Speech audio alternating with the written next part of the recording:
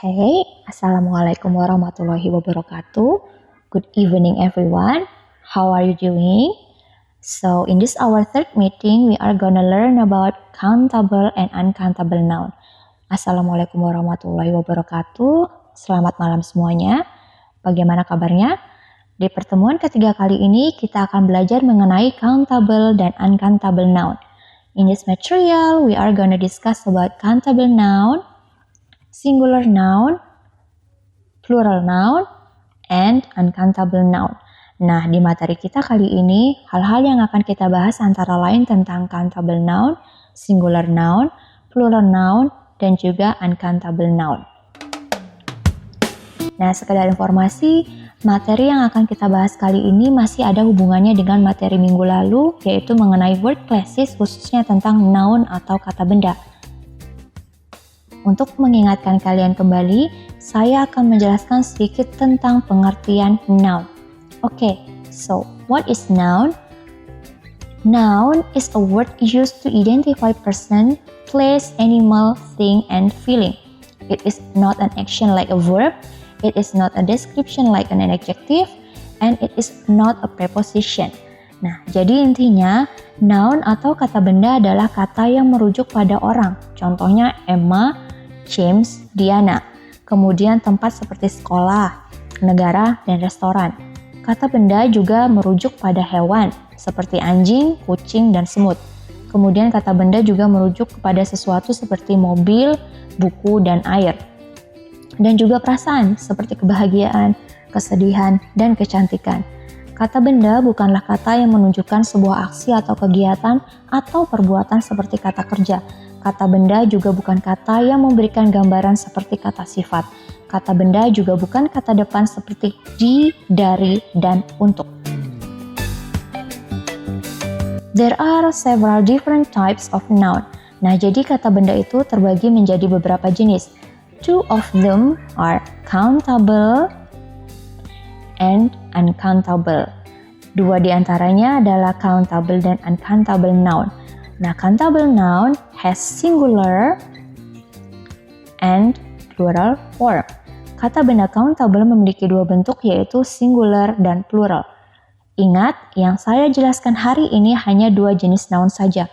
Masih banyak jenis noun yang lain. Silahkan Anda cari dan pelajari sendiri dengan menggunakan sumber belajar yang ada. Nah, sebenarnya yang dimaksud dengan countable noun itu apa sih? Countable noun adalah kata benda yang dapat dihitung secara langsung. Contoh, di sini ada kata apple, apel. Misalnya di dalam sebuah keranjang terdapat beberapa apel.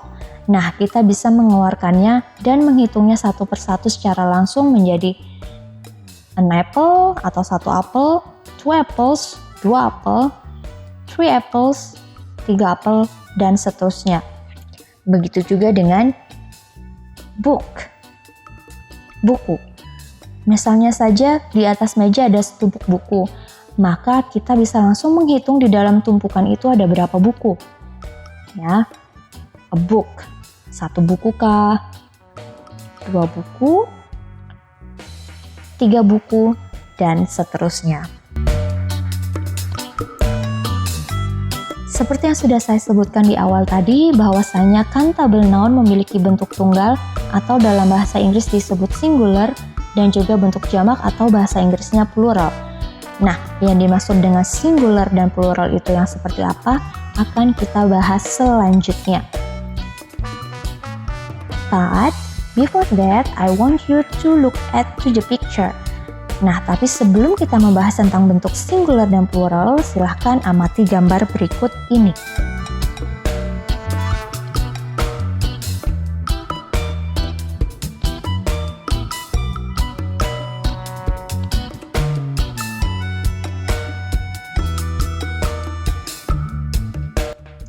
Okay, so there are two pictures, picture 1 and 2. Nah, jadi tadi ada dua gambar ya, gambar 1 dan gambar 2. Dua-duanya memang sama-sama bergambar buku. Tapi apakah kalian tahu perbedaannya? Kita mulai dulu dari gambar 1, picture 1. In picture 1, there is only one book. Di gambar 1 hanya terdapat satu buku. Inilah yang disebut dengan singular form atau bentuk tunggal.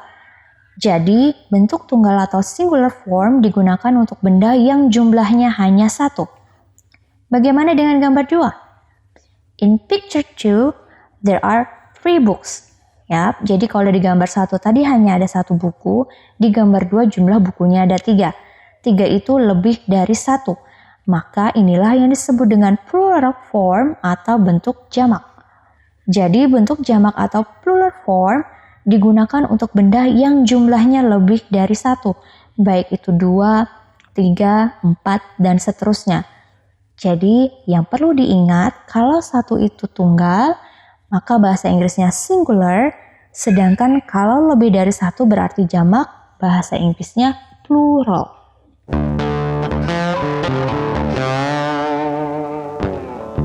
Nah, bentuk singular atau tunggal pada countable noun biasanya didahului dengan partikel atau an. Jadi, misalnya ada kata apple. Dan apabila kita ingin menyatakan bahwa apple ini bentuknya tunggal atau singular, maka bisa kita tambahkan partikel an sebelum kata tersebut menjadi an apple, yang berarti sebuah apel. Begitu juga dengan book, buku. Jika kata book ini bentuknya tunggal, maka bisa ditambahkan partikel sebelum kata book sehingga menjadi a book, yang berarti sebuah buku. Intinya, partikel dan an memiliki makna bahwa kata benda tersebut bentuknya tunggal atau singular, yang artinya jumlahnya hanya satu. Nah, pertanyaan saya untuk kalian yang pertama di materi kali ini adalah, mengapa pada kata apple menggunakan partikel an, sedangkan pada kata book menggunakan partikel e?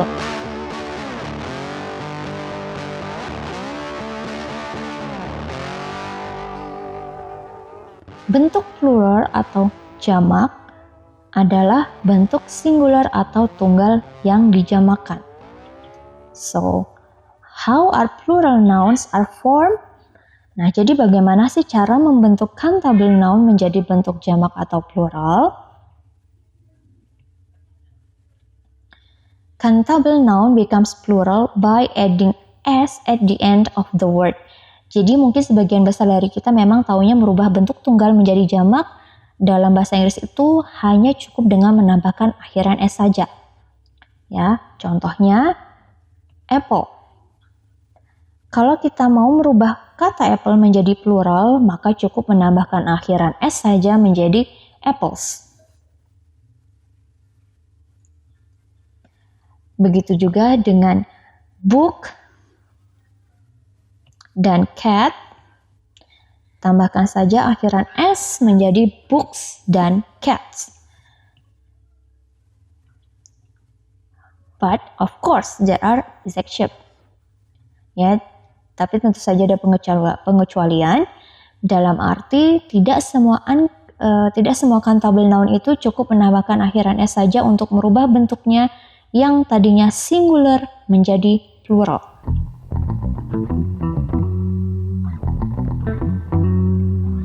Contoh, kata army. Untuk informasi saja, army yang saya maksud di sini tentara loh ya, bukan nama fandom BTS. Nah, apakah untuk merubah kata army ini yang tadinya singular menjadi plural cukup hanya dengan menambahkan akhiran s saja? Tentu saja tidak. Begitu juga dengan kata elf. Elf yang saya maksud di sini bukan nama fandom Super Junior ya, tapi peri. Nah, apakah untuk merubah kata elf ini yang tadinya singular menjadi plural juga cukup dengan hanya menambahkan akhiran s saja? Tentu saja juga tidak. Jadi bagaimana? Nah, untuk merubah kata army dan elf yang benar akan saya bahas nanti langsung di video ini. Intinya, bisa dikatakan perkara merubah bentuk countable noun menjadi bentuk jamak dalam bahasa Inggris itu susah-susah gampang. Mengapa begitu? Karena ada aturannya. Jadi kita tidak bisa asal menambahkan akhiran s untuk merubah semua bentuk countable noun menjadi bentuk plural. Aturannya apa saja? Let's check it out. First, final s is added to most nouns. Jadi yang pertama, akhiran s ditambahkan di hampir semua kata benda. Nah, kata benda di sini maksudnya countable noun ya. Jadi pada dasarnya memang sebagian besar uncountable noun cukup hanya menambahkan akhiran s saja untuk merubah bentuknya yang tadinya singular menjadi plural.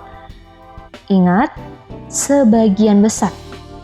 Berarti masih ada countable noun yang tidak hanya sekedar menambahkan akhiran s saja untuk merubahnya menjadi plural.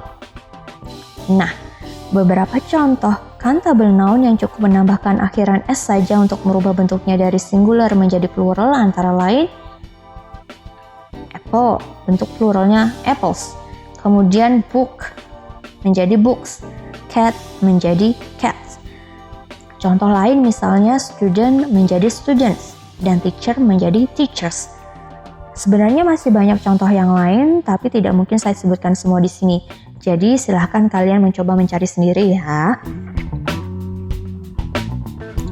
Oke, second, by adding es to nouns ending in s, sh, ch, and x. Nah, aturan yang kedua adalah dengan menambahkan akhiran es pada kata benda yang berakhiran huruf s, sh, ch, dan x. Jadi kalau ada kalau ada countable noun yang huruf terakhirnya adalah s, sh, ch, dan x, maka untuk merubahnya menjadi plural adalah dengan menambahkan akhiran es. Contohnya, kata class. Kata class berakhiran huruf s, maka ditambahkan es menjadi classes. Kemudian ada kata dish yang berakhiran huruf sh, maka perlu ditambahkan akhiran es juga menjadi dishes. Kemudian kata watch berakhiran huruf ch juga harus ditambahkan akhiran es menjadi watches.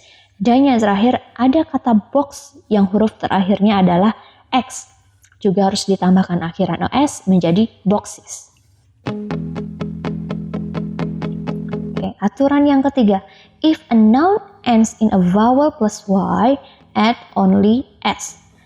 Maksudnya, apabila kata benda diakhiri dengan huruf vokal plus y, cukup ditambahkan dengan akhiran s. Contohnya bisa dilihat di sini, ada kata day, boy, dan key. Semua kata-kata tersebut diakhiri dengan huruf vokal plus y, di mana kata day diakhiri huruf vokal a plus y, kata boy diakhiri huruf vokal o plus y, dan kata key diakhiri huruf vokal e plus y. Nah, maka untuk merubah countable nouns tersebut menjadi plural cukup menambahkan akhiran s saja. Nah, jadi kalau di aturan yang ketiga tadi dikatakan apabila sebuah countable noun diakhiri dengan huruf vokal plus y, maka cukup menambahkan akhiran s saja untuk merubahnya menjadi plural. Hal ini berbeda dengan poin yang keempat. Di sini dikatakan, if a noun ends in a consonant plus y, change the y to I and add es. Maksudnya, apabila sebuah kata benda diakhiri dengan huruf konsonan plus y, maka huruf y diganti menjadi huruf i dan ditambahkan akhiran es. Contohnya, kata baby diakhiri huruf konsonan b plus y. Kemudian kata city diakhiri huruf konsonan t plus y. Dan yang terakhir kata story yang diakhiri huruf konsonan r dan y. Maka untuk merubah kata-kata tersebut menjadi bentuk plural, huruf y-nya diganti dengan huruf i terlebih dahulu dan ditambahkan akhiran es. Contohnya, kata baby tadi ya, huruf y berubah menjadi i dan ditambahkan akhiran s menjadi babies. Nah, dari poin keempat yang baru saya jelaskan barusan, maka bisa menjawab contoh pertanyaan saya yang tadi ya, tentang kata army. Jadi untuk membuat kata army menjadi bentuk plural, tidak bisa langsung ditambahkan akhiran s. Ya, karena kata army diakhiri huruf konsonan m plus y, Maka untuk merubahnya menjadi plural, kita harus mengganti huruf Y terlebih dahulu menjadi huruf I, kemudian ditambahkan akhiran ES menjadi armies. Okay, next. If a noun ends in FE or F, change the ending to VES ya maksudnya. Jadi, apabila sebuah kata benda diakhiri dengan huruf FE dan F, maka huruf FE dan F-nya diganti dengan VES. Nah, contohnya, kata knife, pisau, berakhiran huruf FE, dan kata leaf, daun yang berakhiran huruf F. Untuk merubah kata-kata tersebut menjadi bentuk plural, maka kita harus merubah huruf F dan FE tadi dengan huruf VES ya. Bisa dilihat di contoh yang di bagian plural, huruf E dan FE-nya berubah menjadi huruf VES. Nah, penjelasan tadi sekaligus menjawab contoh pertanyaan saya yang kedua, yaitu kata elf. Karena kata elf berakhiran huruf F, ya, maka untuk merubah kata tersebut menjadi bentuk plural tidak bisa langsung menambahkan akhiran S saja. Ya, tapi dengan merubah huruf F-nya menjadi VES. Selanjutnya, the plural form of nouns that end in O is sometimes ES and sometimes S. Maksudnya, bentuk jamak dari kata benda yang berakhiran huruf O, ada yang ditambahkan akhiran AS dan ada juga yang S. Jadi, apabila kata benda diakhiri huruf O, maka untuk merubahnya menjadi bentuk plural bisa menambahkan akhiran AS atau bisa juga dengan akhiran S. Bisa dilihat di contoh yang saya tulis di sini, ada kata piano, radio, foto, tomato, bamboo, dan juga buffalo. Nah, kesemua countable noun ini berakhiran huruf O. Kalau kalian perhatikan, ya, 3 kata pertama yang ada di dalam contoh yaitu piano, radio, dan foto cukup menambahkan akhiran S saja untuk merubahnya menjadi bentuk plural. Nah, sedangkan 3 kata lainnya yaitu tomato, bamboo, dan buffalo menambahkan akhiran S. OS maksud saya. Nah, pertanyaan kedua saya untuk kalian, sebenarnya kapan sih kita menggunakan akhiran S dan juga kapan kita menggunakan akhiran OS pada countable noun yang berakhiran huruf O?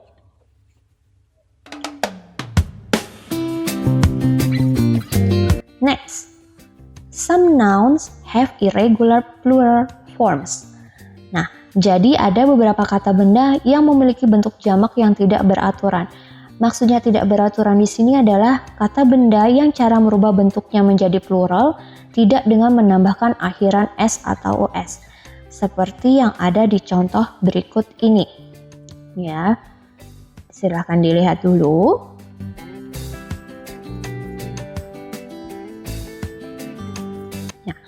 Semua countable noun atau kata benda yang ada di dalam contoh, yaitu child, food, goose, man, mouse, tooth, dan woman, saat berubah menjadi bentuk plural tidak ada yang menambahkan akhiran S atau IS.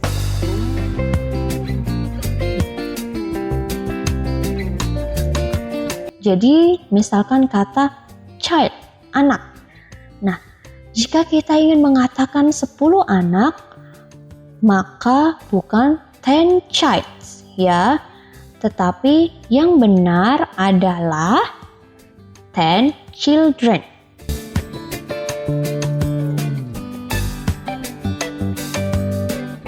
Begitu juga dengan kata mouse, tikus. Nah, di sini saya berbagi pengalaman sedikit ya. Seingat saya banyak sekali siswa yang keliru ketika diminta untuk merubah kata mouse ini menjadi bentuk plural. Nah, kebanyakan dari mereka hanya langsung menambahkan akhiran S menjadi mouse. Padahal seharusnya yang tepat itu mice. Jadi, kalau kita ingin mengatakan ada 5 tikus ya, maka kita bilangnya bukan 5 mouses ya, Tapi yang benar adalah 5 mice. Jadi saya harap setelah ini kalian semua tidak asal-asalan lagi saat diminta untuk merubah suatu kata benda menjadi bentuk jamak ya. Oke. The last rule, peraturan yang terakhir. The plural form of some nouns is the same as the singular form. Nah, jadi bentuk jamak dari sebuah kata benda sama dengan bentuk tunggalnya. Tidak ada yang berubah ya, katanya tetap sama, baik itu bentuk singular maupun pluralnya. Contohnya, kata deer, fish, dan sheep.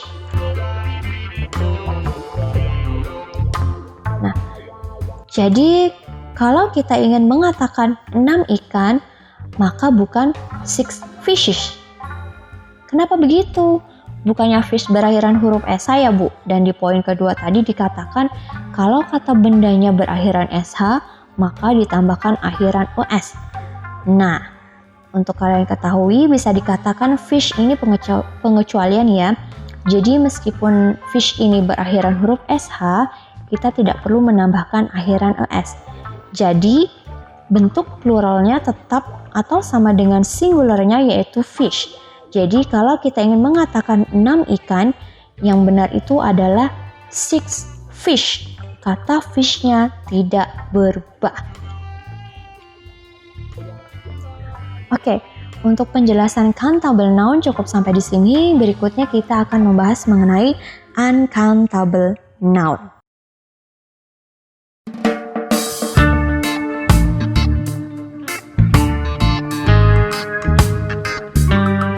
Okay, uncountable noun. So, what is uncountable noun?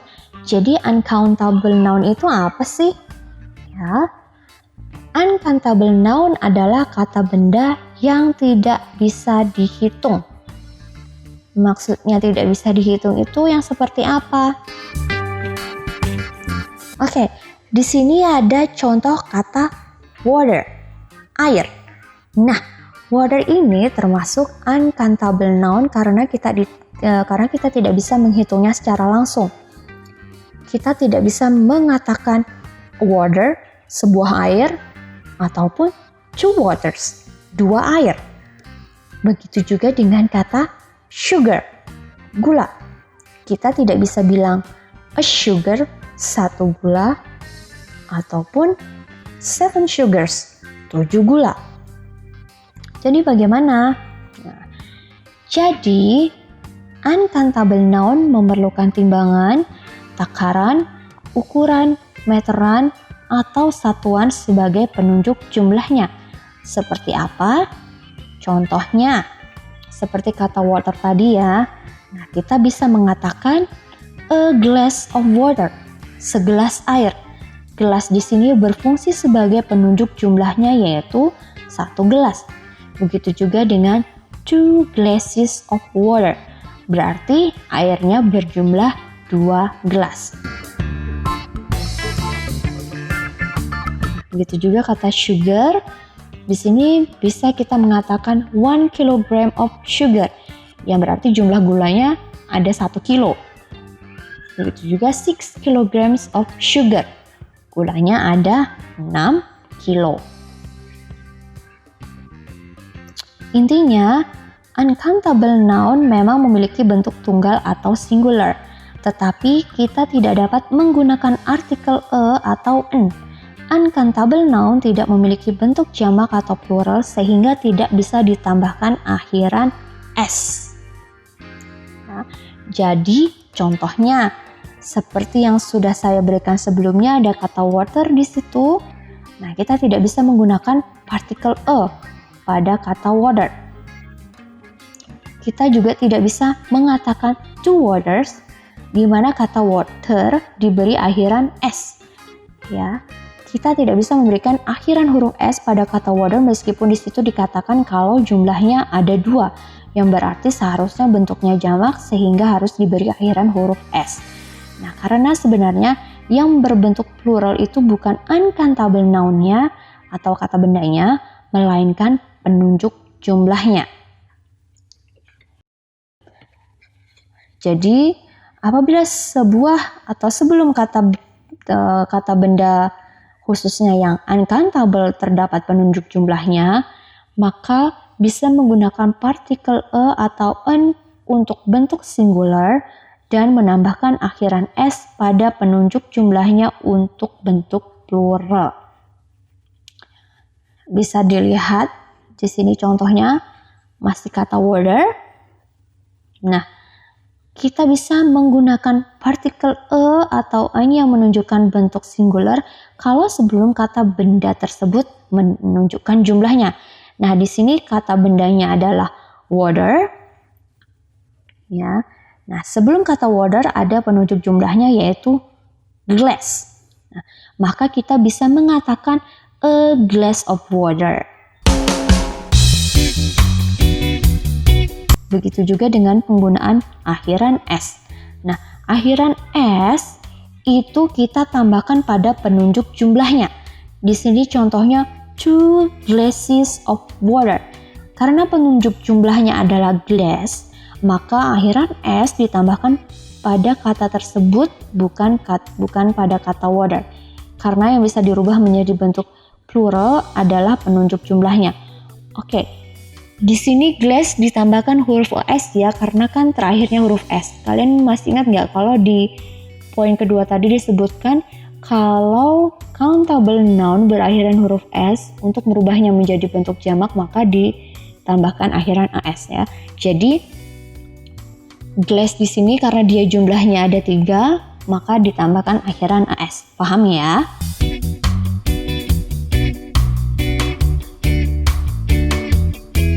Jadi yang perlu diingat, yang dirubah menjadi bentuk pluralnya itu adalah penunjuk jumlahnya, bukan uncountable noun-nya. Kalau kata itu hanya terdiri dari uncountable noun saja, tidak ada penunjuk jumlahnya, maka bentuk uncountable noun tersebut selalu singular, selalu tunggal.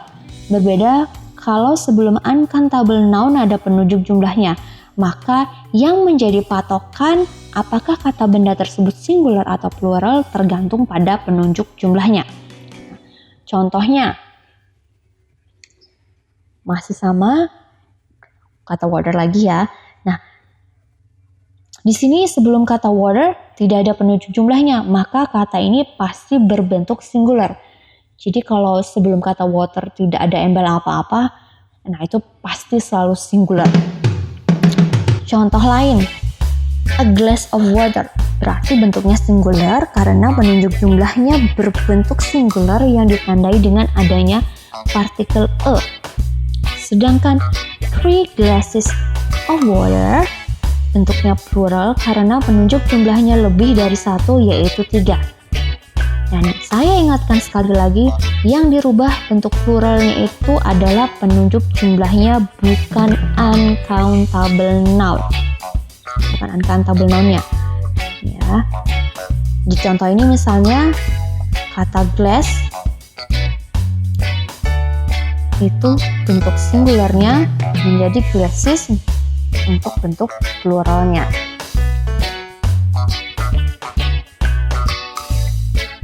So,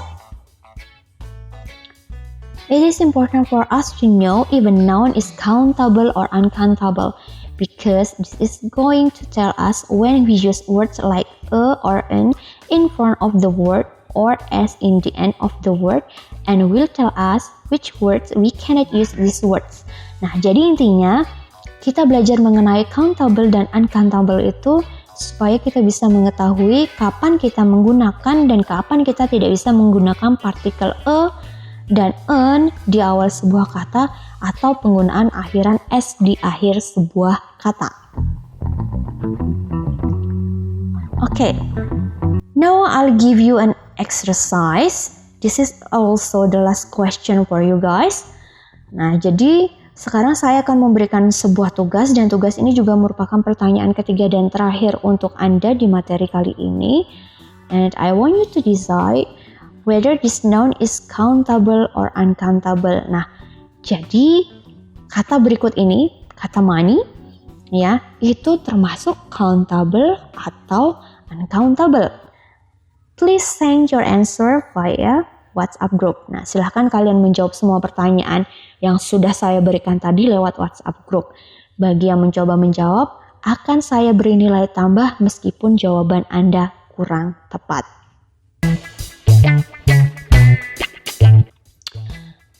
Okay, I think enough for today. Thank you. Wassalamualaikum warahmatullahi wabarakatuh. Good night and see you next week.